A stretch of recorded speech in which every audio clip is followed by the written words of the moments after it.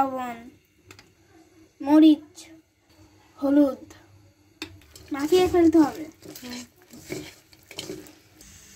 Fry প্যানে তেল দিব। এবার মাখানো মাছগুলো দিয়ে দিব। মাছগুলো উইকেট ডাউন। মাঠে নেমে আসলাম। খেলা শুরু। স্টার প্লেয়ার পেঁয়াজ বাটা। এবার সর্বশ্রেষ্ঠ গোলকিপার হলুদ। এবার বিপক্ষ দলের সর্বশ্রেষ্ঠ গোলকিপার মরিচ। এবার স্কোয়াডের কোচ জিরার গুঁড়া। এগুলোকে মিক্স করে দুটো দলের ভেতরে একটা খেলা শুরু হয়।